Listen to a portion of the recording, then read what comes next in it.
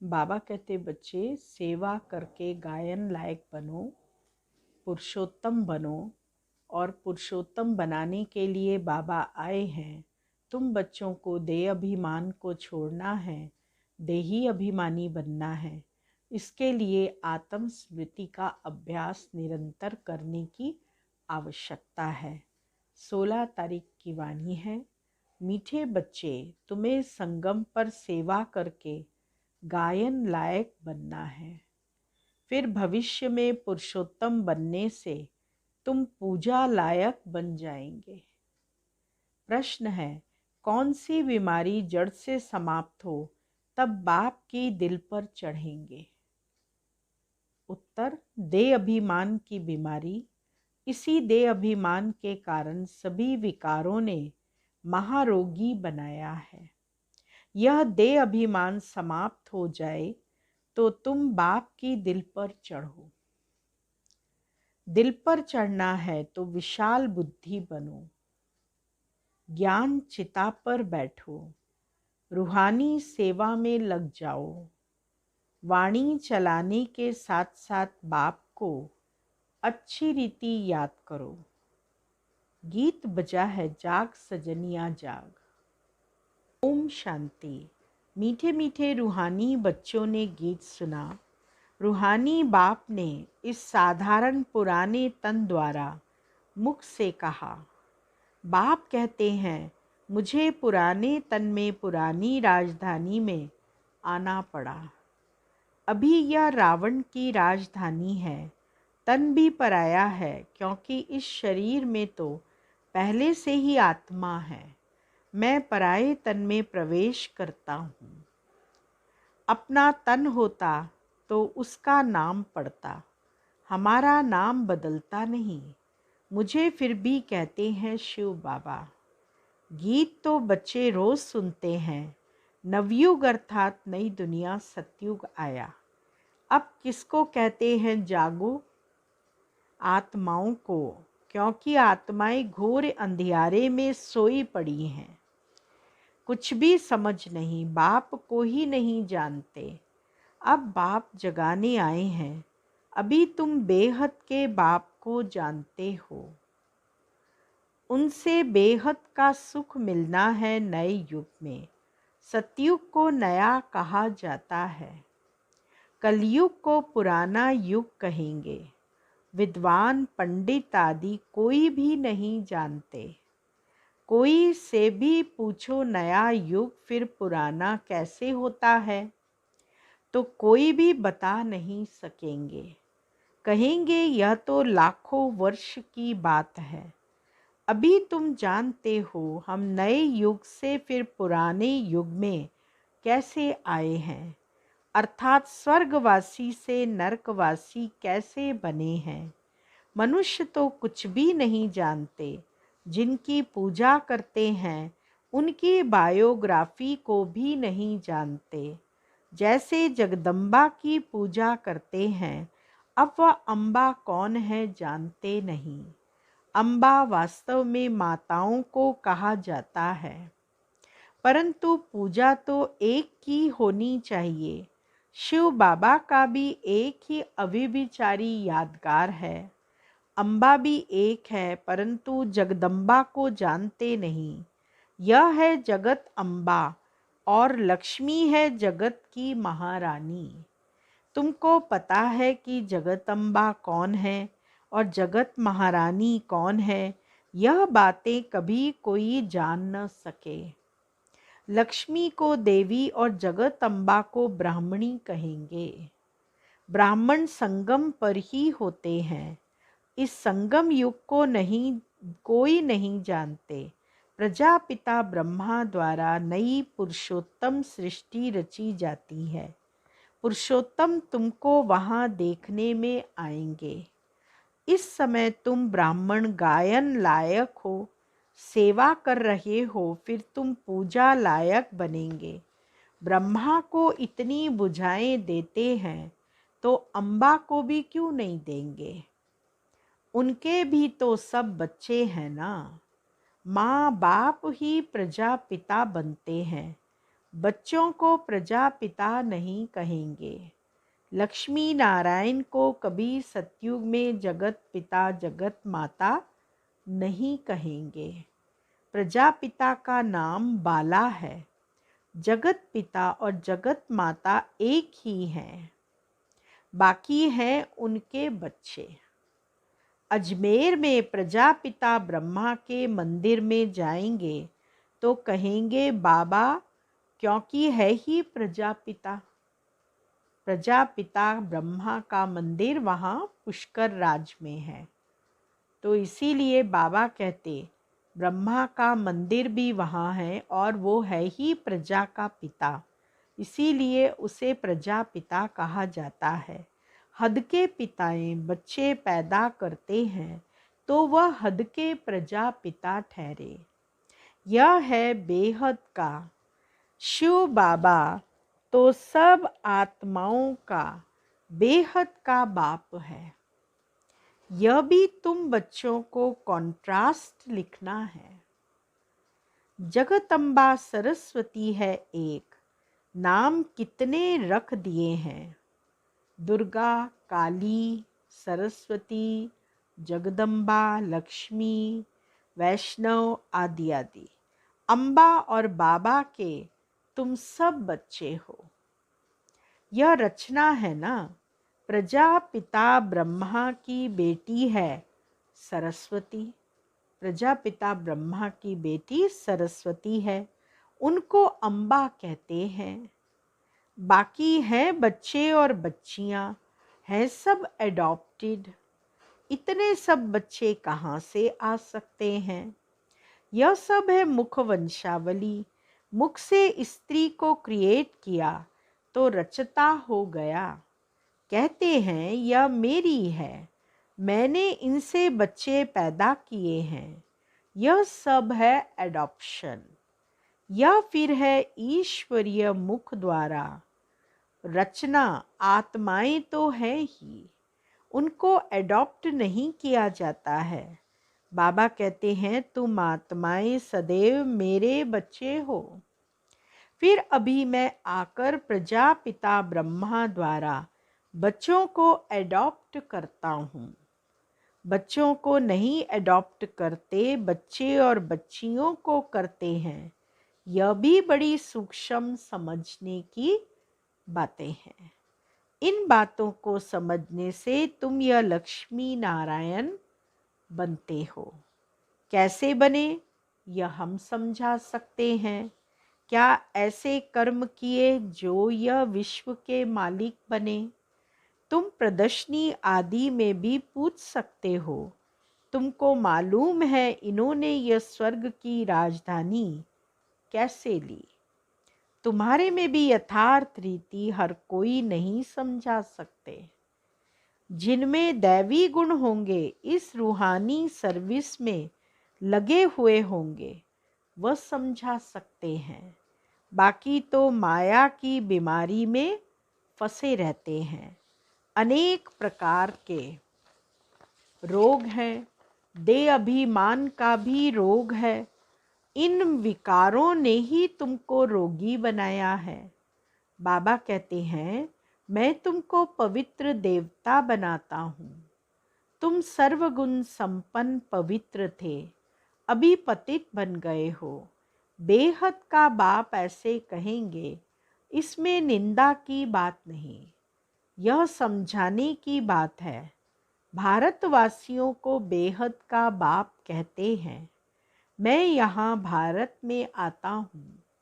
भारत की महिमा तो अपरम अपार है।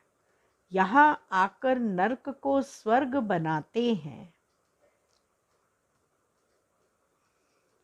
सबको शांति देते हैं। तो ऐसे बाप की भी महिमा अपरमपार है, पारावार नहीं। जगदम्बा और उनकी महिमा को कोई भी नहीं जानते। इनका भी कॉन्ट्रास्ट तुम बता सकते हो।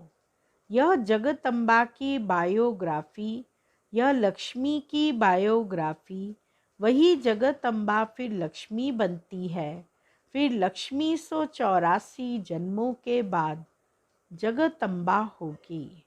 चित्र भी अलग अलग रखने चाहिए।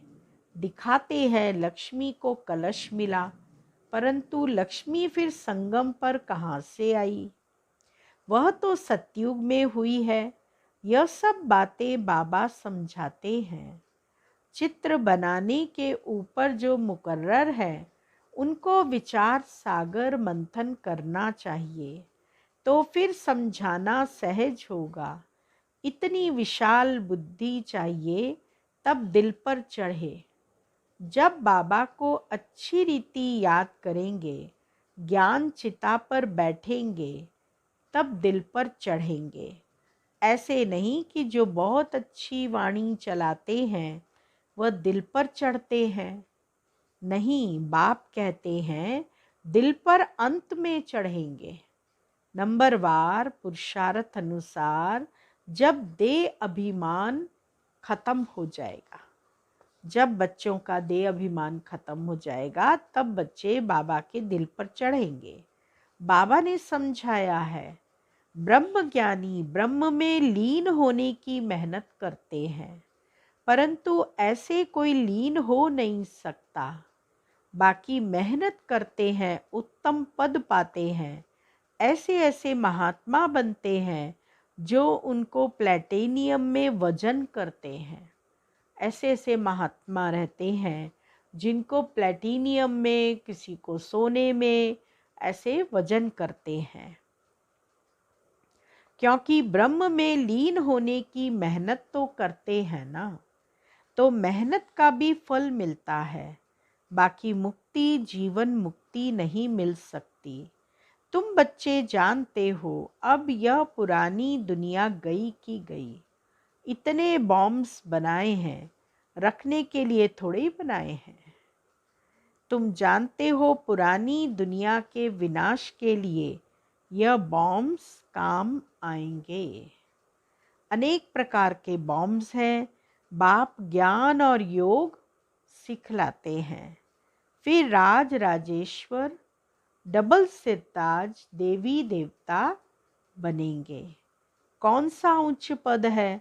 ब्राह्मण चोटी है ऊपर में, चोटी सबसे ऊपर है। अभी तुम बच्चों को पतित से पावन बनाने बाप आए हैं, फिर तुम भी पतित पावनी बनते हो। यह नशा है। हम सबको पावन बनाए, राज राजेश्वर बना रहे हैं। नशा हो तो बहुत खुशी में रहें। अपनी दिल से पूछो, हम कितने को आप समान बनाते हैं? प्रजापिता ब्रह्मा और जगदम्बा दोनों एक जैसे हैं। ब्राह्मणों की रचना रचते हैं। शूद्र से ब्राह्मण बनने की युक्ति बाप ही बतलाते हैं। यह कोई शास्त्रों में नहीं है, यह है भी गीता का युग। महाभारत लड़ाई भी बरोबर हुई थी। राजयोग एक को सिखाया होगा। क्या मनुष्यों की बुद्धि में फिर अर्जुन और कृष्ण ही हैं? यहाँ तो ढेर पढ़ते हैं। बैठे भी देखो कैसे साधारण हो। छोटे बच्चे अलफ बे पढ़ते हैं ना। तुम बैठे हो, तुमको भी अलफ बे पढ़ा रहे हैं। अलफ और बे, यह है वर्षा। बाप कहते हैं, मुझे याद करो तो तुम विश्व के मालिक बनेंगे। कोई भी आसुरी काम नहीं करना है, दैवी गुण धारण करने हैं। देखना है हमारे में कोई अवगुण तो नहीं है। मैं निर्गुण हारे में कोई गुण नाही। अभी निर्गुण आश्रम भी है, परंतु अर्थ कुछ भी नहीं। निर्गुण अर्थात मेरे में कोई गुण नहीं। अब गुणवान बनाना तो बाप का ही काम है। बाबा ही हम बच्चों को आकर गुणवान बनाते हैं। बाप के टाइटल की टोपी फिर अपने ऊपर रख दी है। बाप कितनी बातें समझाते हैं, डायरेक्शन भी देते हैं। जगदम्बा और लक्ष्मी का कॉन्ट्रास्ट बनाओ। जगदम्बा की क्या विशेषता, लक्ष्मी की क्या, उन दोनों में क्या कॉन्ट्रास्ट है, बाबा कहते वो बनाओ। ब्रह्मा सरस्वती संगम के, लक्ष्मी नारायण है सतयुग के। यह चित्र है समझाने के लिए। सरस्वती ब्रह्मा की बेटी है, पढ़ते हैं मनुष्य से देवता बनने के लिए। अभी तुम ब्राह्मण हो। सतयुगी देवता भी मनुष्य ही हैं, परंतु उन्हों को देवता कहते। मनुष्य कहने से जैसे उनकी इंसल्ट हो जाती है, इसीलिए देवी देवता व भगवान भगवती कह देते हैं। अगर राजा रानी को भगवान भगवती कहें तो फिर प्रजा को भी कहना पड़े, इसीलिए देवी देवता कहा जाता है। त्रिमूर्ति का चित्र भी है। सतयुग में इतने थोड़े मनुष्य, कलयुग में इतने बहुत मनुष्य हैं। वह कैसे समझाएं? इसके लिए फिर गोला भी जरूर चाहिए। प्रदर्शनी में इतने सबको बुलाते हैं, कस्टम कलेक्टर को तो कभी कोई ने निमंत्रण नहीं दिया। बाबा ने कहा इतने सबको बुलाते हैं तो वीआईपीओ में से फलाने कलेक्टर को भी बुलाना चाहिए। तो ऐसे ऐसे विचार चलाने चाहिए। इसमें बड़ी विशाल बुद्धि चाहिए। बाप को तो रिकॉर्ड रखना चाहिए, बाप का तो रिगार्ड रखना चाहिए। हुसैन के घोड़े को कितना सजाते हैं, पटका कितना छोटा होता है, घोड़ा कितना बड़ा होता है, आत्मा भी कितनी छोटी बिंदी है, उनका श्रृंगार कितना बड़ा है। यह अकाल मूरत का तख्त है ना। सर्वव्यापी की बात भी गीता से उठाई है। बाप कहते हैं मैं आत्माओं को राजयोग सिखाता हूँ, फिर सर्वव्यापी कैसे होंगे? बाप टीचर गुरु सर्वव्यापी कैसे होंगे? बाप कहते हैं मैं तो तुम्हारा बाप हूँ, फिर ज्ञान सागर हूँ। तुमको बेहद की हिस्ट्री ज्योग्राफी समझने से बेहद का राज्य मिल जाएगा। दैवी गुण भी धारण करने चाहिए। माया एकदम नाक से पकड़ लेती है, चलन गंदी हो पड़ती है, फिर लिखते हैं ऐसी ऐसी भूल हो गई, हमने काला मुंह कर लिया। यहाँ तो पवित्रता सिखाई जाती है। फिर अगर कोई गिरेंगे भी तो फिर उसमें बाप क्या कर सकते हैं?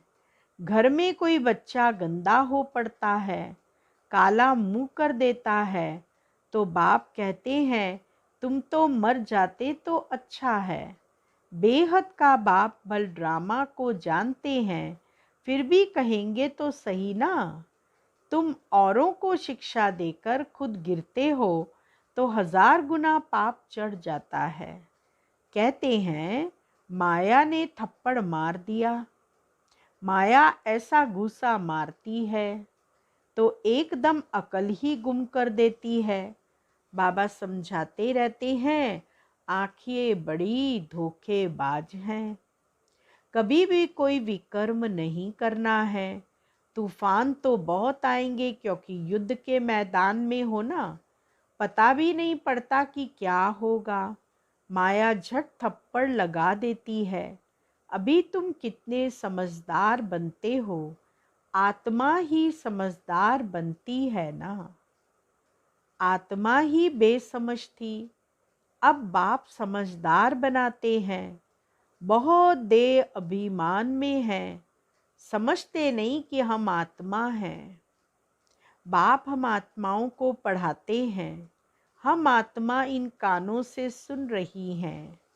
अब बाप कहते हैं कोई भी विकार की बात इन कानों से न सुनो। बाप तुम्हें विश्व का मालिक बनाते हैं। मंजिल बहुत बड़ी है।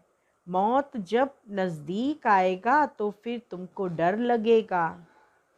मनुष्यों को मरने के समय भी मित्र संबंधी आदि कहते हैं ना।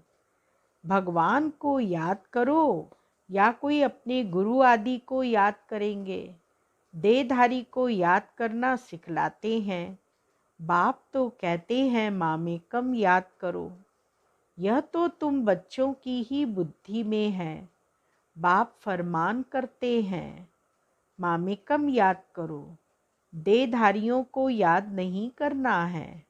माँ बाप भी देहधारी है ना। मैं तो विचित्र हूँ, विदेही हूँ। इसमें बैठ तुमको ज्ञान देता हूँ। तुम अभी ज्ञान और योग सीखते हो। तुम कहते हो ज्ञान सागर बाप द्वारा हम ज्ञान सीख रहे हैं राज राजेश्वरी बनने के लिए। ज्ञान सागर ज्ञान भी सिखलाते हैं, राजयोग भी सिखलाते हैं। अच्छा, मीठे मीठे सिकिलदे बच्चों प्रति मात पिता बाप दादा का याद प्यार और गुड मॉर्निंग। रूहानी बाप की रूहानी बच्चों को नमस्ते और रूहानी बच्चों की रूहानी बाबा को याद प्यार गुड मॉर्निंग नमस्ते। मुख्य सार है पहला पॉइंट, समझदार बन। माया के तूफानों से कभी हार नहीं खाना है। समझदार बनने के बाद माया के तूफान से बाबा कहते हार नहीं खाना है। आंखें धोखा देती हैं, इसीलिए अपनी संभाल करनी है। कोई भी विकारी बातें इन कानों से नहीं सुननी है। दूसरा पॉइंट, अपनी दिल से पूछना है कि हम कितनों को आप समान बनाते हैं। मास्टर पतित पावनी बन सबको पावन बनाने की सेवा कर रहे हैं। हमारे में कोई अवगुण तो नहीं है। दैवी गुण कहाँ तक धारण किए हैं। वरदान है सभी को ठिकाना देने वाले रहमदिल बाप के बच्चे रहमदिल भव। रहमदिल बाप के रहमदिल बच्चे किसी को भी भिखारी के रूप में देखेंगे तो उन्हें रहम आएगा कि इस आत्मा को भी ठिकाना मिल जाए, इसका भी कल्याण हो जाए। उनके संपर्क में जो भी आएगा उसे बाप का परिचय जरूर देंगे। जैसे कोई घर में आता है तो पहले उसे पानी पूछा जाता है, ऐसे ही चला जाए तो बुरा समझते हैं। ऐसे जो भी संपर्क में आता है उसे बाप के परिचय का पानी जरूर पूछो। अर्थात दाता के बच्चे दाता बनकर कुछ न कुछ दो ताकि उसे भी ठिकाना मिल जाए। दाता बनो, देने वाले बनो, देते जाओ। किसी को सुख चाहिए, किसी को शांति चाहिए, किसी को आनंद चाहिए, प्रेम चाहिए, जो जिसको चाहिए वो उसको दाता बनकर देने का काम करना है।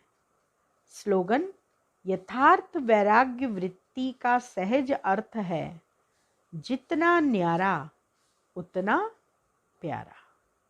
जितने हम न्यारे बनेंगे उतने हम सर्व आत्माओं के प्यारे बनते जाएंगे। ओम शांति। अव्यक्ति इशारा है।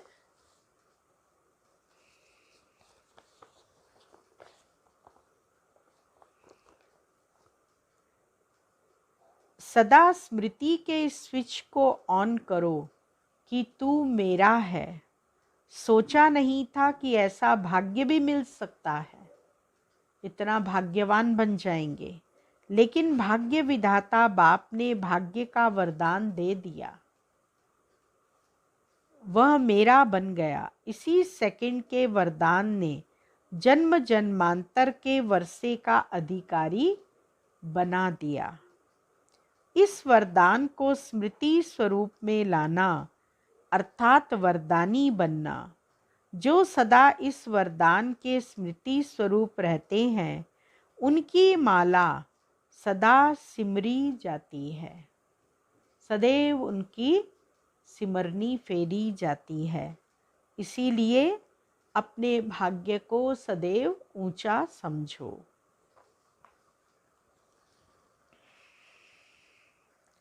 आज का स्वमान है, मैं श्रेष्ठ आत्मा हूँ। मैं अति श्रेष्ठ आत्मा हूँ, भाग्यशाली आत्मा हूँ, क्योंकि बाबा ने मुझे भाग्यवान बनाया है और इसी स्मृति को पक्का करना ये मेरा कर्तव्य है। ओम शांति।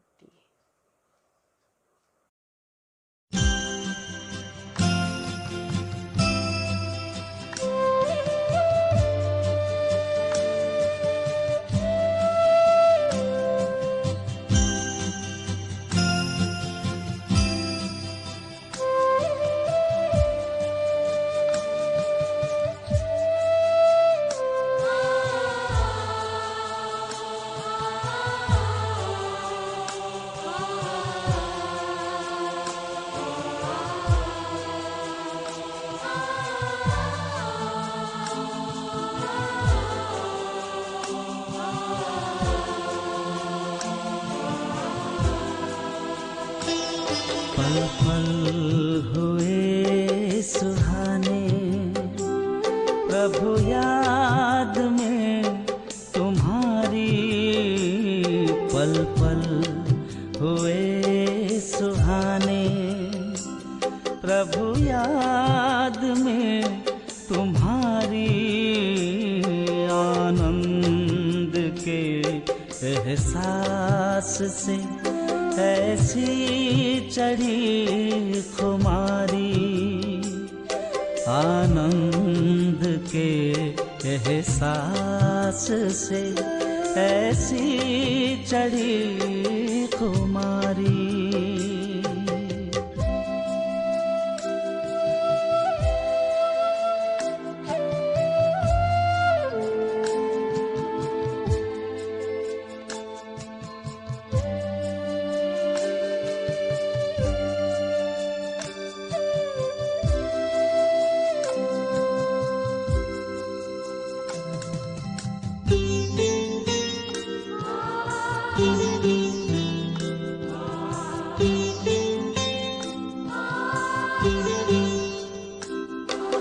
शीतल शीतल किरणें मन को शीतल करती है।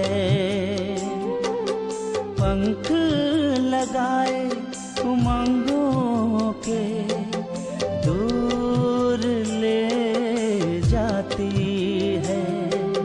तुम सा बनने की प्रभु हम कर रहे हैं तैयारी। ऐसी चढ़ी खुमारी।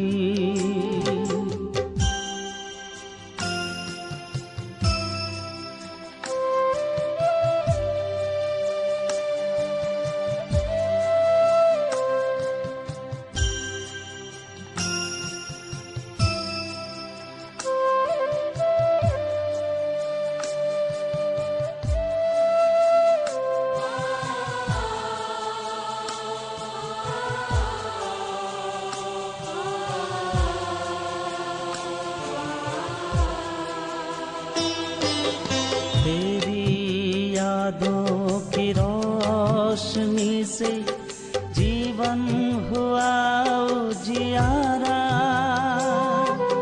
खुशियाँ था मिली मन को पाकर तेरा सहारा।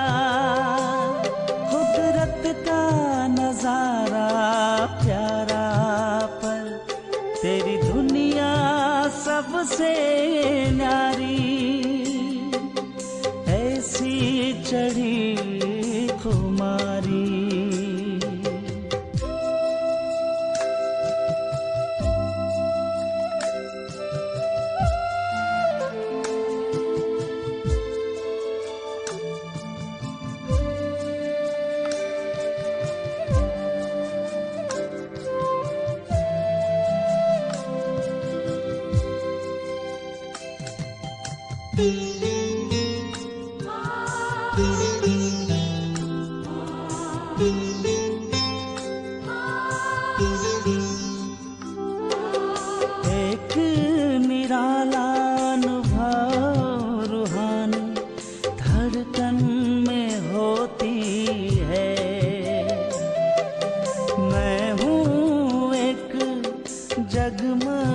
ज्योति जैसे सीपी में मोती है। रिम झिम करती हुई जैसी उड़ी कोई परी, ऐसी चढ़ी खुमारी। पल पल हुए सुहाने, प्रभु याद में तुम्हारी। पल पल हुए सुहाने, प्रभु याद